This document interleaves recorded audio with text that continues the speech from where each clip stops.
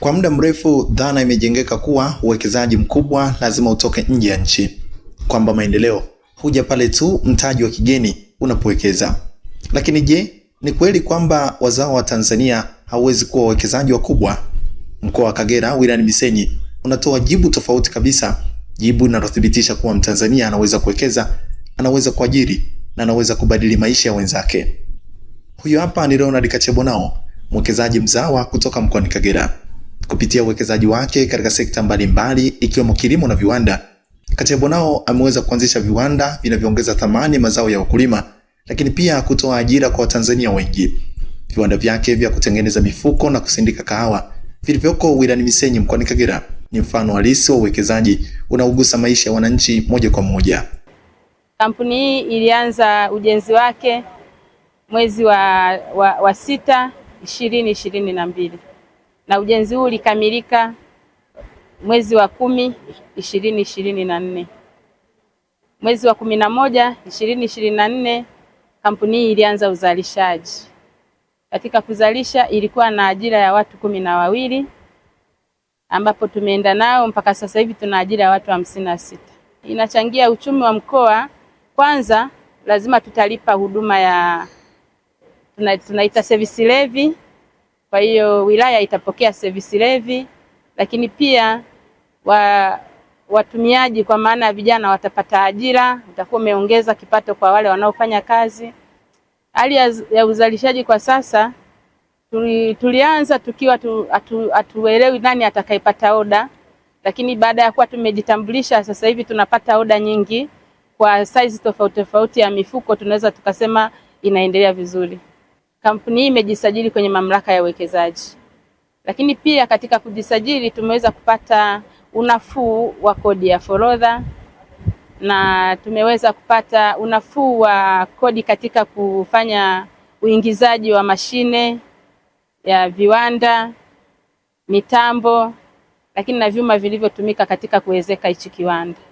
Wito wangu katika Watanzania, kwanza ninawapa hamasa kwamba wasiogope. Uwekezaji unaweza ukafanya chochote kile ambacho umekibuni wewe na ukaona kwamba umekipimia kwamba hiki kinaweza kukusaidia katika kuleta mapato na hata katika kuitangaza nchi yako.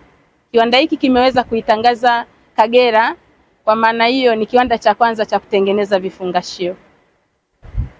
Uwekezaji huu haujaishia kwenye majengo na mashine pekee, umefungua milango ya ajira hasa kwa vijana.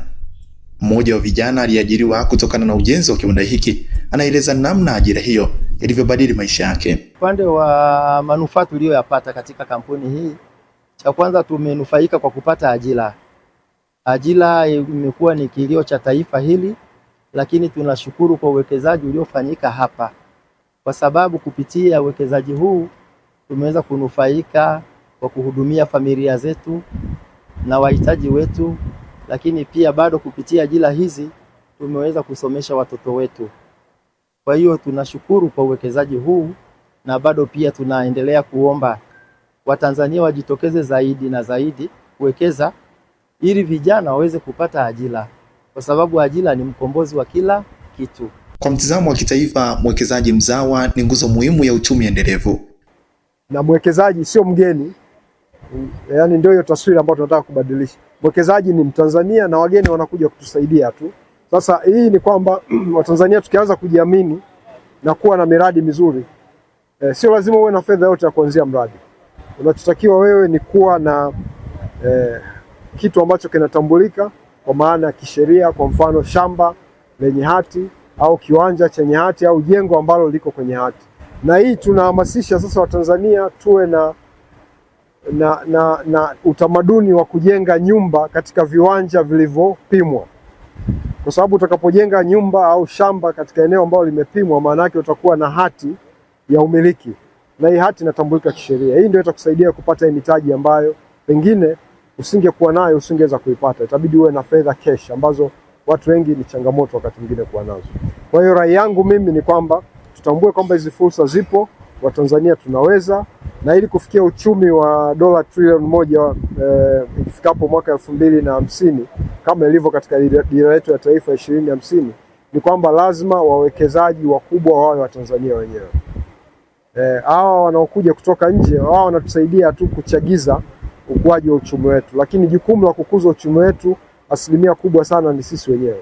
Tukiweza kufanya hivyo kwa asilimia 70 mpaka 80, kuwa na viwanda kama hivi kila mahali Tanzania, tutatatua tatizo la ajira, tutatatua tatizo la uzalishaji, na tutakuwa na fursa kubwa ya kuongeza uzalishaji katika pato la taifa, kwa sababu mkoa wa Kagera unalima kahawa, unalima mazao mengine, na hii mifuko ambayo tunaiona inazalishwa hapa, maana yake sasa itakuwa rahisi kufungashwa na kuweza kusafirishwa kwenda mahali popote pale nchini na hata nje ya nchi. Simulizi ya Leonard Kachebonao si ya mtu mmoja pekee, ni ujumbe kwa Watanzania wote, ujumbe unaosema mzawa anaweza kuwekeza, mzawa anaweza kuajiri, na mzawa anaweza kuleta maendeleo.